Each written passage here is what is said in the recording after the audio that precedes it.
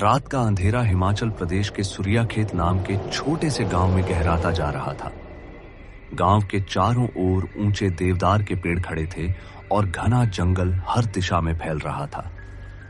बारिश की हल्की बूंदें हवाओं के साथ गिर रही थीं, जिससे वातावरण में ठंडी सरसराहट थी।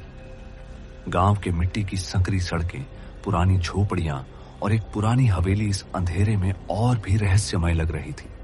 गांव के बुजुर्ग हमेशा चेतावनी देते थे, उस हवेली के पास मत जाना, वहां तांत्रिक की आत्मा बसी है। लेकिन राहुल, उम्र 22 साल, साहसी और जिज्ञासु, अपनी लाल हटेन और बैग लेकर अपने दो दोस्तों मयंक और नीहा के साथ उस हवेली की ओर बढ़ा। राहुल ने कहा, हमें बस तांत्रिक का रहस्य जानना है, डरने की जरूरत नहीं। मयंक ने डरते हुए जवाब दिया, पर राहुल, ये जगह सुनसान और डरावनी है, कहीं कुछ भी हो सकता है। नीहा ने हल्की मुस्कान के साथ कहा, चलो हम भी बहादुर बनते हैं, बस धीरे धीरे आगे बढ़ते हैं। तीनों ने लालटेन जलाकर हवेली की ओर कदम बढ़ाए।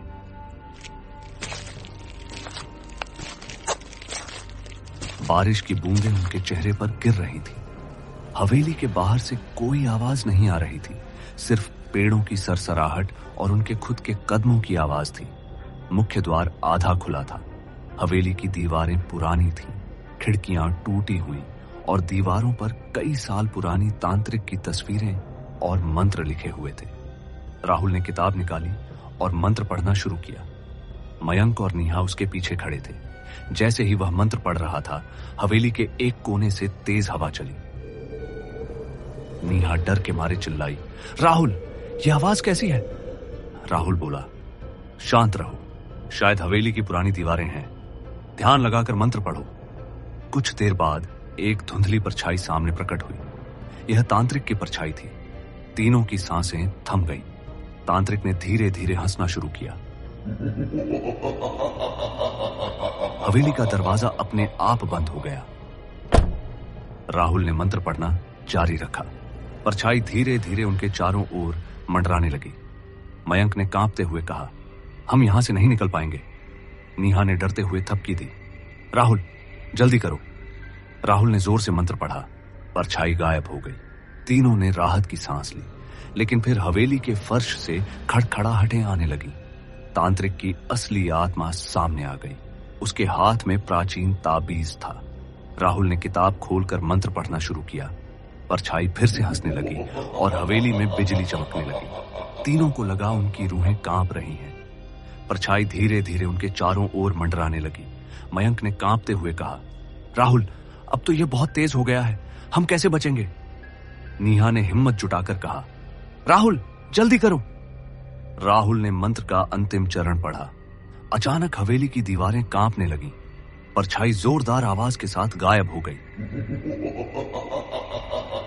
राहुल ने कहा, यह केवल शुरुआत है, हमें इस तांत्रिक की आत्मा को हमेशा के लिए शांत करना होगा। तीनों धीरे धीरे हवेली से बाहर निकले। बारिश अब धीरे धीरे रुक रही थी। गांव की रोशनी दूर से दिखने लगी थी। तीनों के दिल की धड़कनें अभी भी तेज थीं। राहुल ने कहा, जो आज हुआ वह हमें हमेशा याद रहेगा। किसी भी अज्ञात शक्ति के साथ मजाक नहीं करना चाहिए। मयंक ने कांपते हुए कहा, मुझे तो अभी भी लगता है कोई हमारी निगरानी कर रहा है। नीहा ने थपकी दी, राहुल के साथ हैं हम, डरने का कोई मतलब नहीं। जंगल के बीच से फिर सफेद धुंध जैसी परछाई निकलती हुई दिखाई दी। इस बार यह पहले से अधिक तेज और भयावह थी। राहुल ने ध्यान से मंत्र पढ़ना शुरू किया। परछाई चारों ओर मंडराने लगी। जंगल की धरती से ठंडी हवा उठी। पेड़ हिलने लगे। नीहा ने डरते हुए कहा, राहुल बहुत तेज हो गया, हमें अब सच में कुछ करना पड़ेगा। राहुल ने कहा, हमें पूरा मंत्र पढ़ना होगा, यही हमारी रक्षा का रास्ता है। जैसे ही अंतिम मंत्र पढ़ा गया, परछाई जोर जोर से हिलने लगी। उसकी हंसी और भी डरावनी हो गई। मयंक ने कहा, अब हमारे हाथ में नहीं है। राहुल ने अंतिम मंत्र जोर से पढ़ा। परछाई अचानक गायब हो गई। तीनों ने राहत की सांस ली, लेकिन तभी नीहा का पैर फिसल गया। वह गिर पड़ी। राहुल ने उसका हाथ पकड़ लिया। परछाई ने जोरदार आवाज के साथ जंगल में पेड़ अपनी जड़ें हिलाने लगे। जमीन से धुंध उठी। तीनों के दिल की धड़कनें और तेज हो गई। मयंक ने कांपते हुए कहा, भागना चाहिए। राहुल ने कहा, अगर भागे तो ये हमें और जल्दी पकड़ लेगी, हमें पूरा मंत्र पढ़ना होगा। राहुल ने मंत्र पढ़ना जारी रखा, अंतिम चरण पूरा किया। तालाब की सतह से तेज रोशनी निकली, परछाई चीखती हुई हवा में घुल गई। जंगल में अजीब शांति फैल गई। तीनों थोड़े सुरक्षित थे। राहुल ने कहा, अब इस रहस्य को हमेशा सुरक्षित रखना होगा।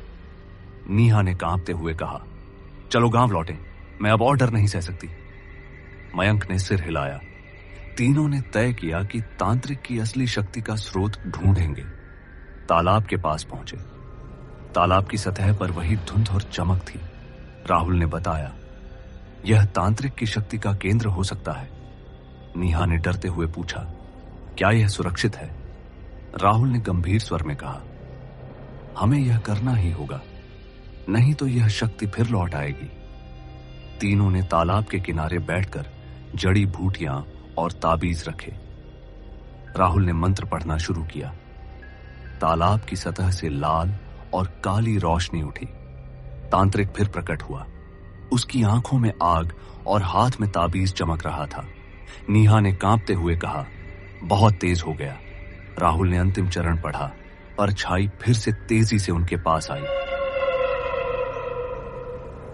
मयंक और नीहा चीख पड़े। राहुल ने हिम्मत से अंतिम मंत्र पढ़ा। एक तेज झटका लगा। परछाई एक जोरदार हवा के साथ गायब हो गई। जंगल में सन्नाटा फैल गया। तीनों अब थोड़े सुरक्षित महसूस कर रहे थे। नीहा ने कहा, हम बच गए। राहुल ने मुस्कुराते हुए कहा, डर हमें कमजोर नहीं बनाता, हिम्मत दिखाना जरूरी है। मयंक ने कहा, अब मैं अकेले जंगल में नहीं जाऊंगा। तीनों ने गांव की ओर लौटने का रास्ता लिया। बारिश पूरी तरह रुक चुकी थी। राहुल ने समझाया, यह रहस्य सिर्फ हमारे बीच रहेगा, किसी को मत बताना। नीहा ने सिर हिलाया। मयंक मुस्कुराया। राहुल ने मन ही मन सोचा, यह तांत्रिक की आत्मा खत्म नहीं हुई, इसकी असली शक्ति अभी सामने आनी बाकी है। तीनों दोस्त अब गांव में एक नई जिज्ञासा और साहस के साथ लौट रहे थे। उनकी आंखों में डर के साथ साथ एक नई उम्मीद की चमक थी। बारिश बंद हो गई थी। जंगल की परछाई अब भी उनके पीछे मंडरा रही थी। इस डरावनी कहानी को देखने के लिए धन्यवाद। अगर आपको यह कहानी रोमांचक लगी हो तो इस वीडियो को लाइक जरूर करें।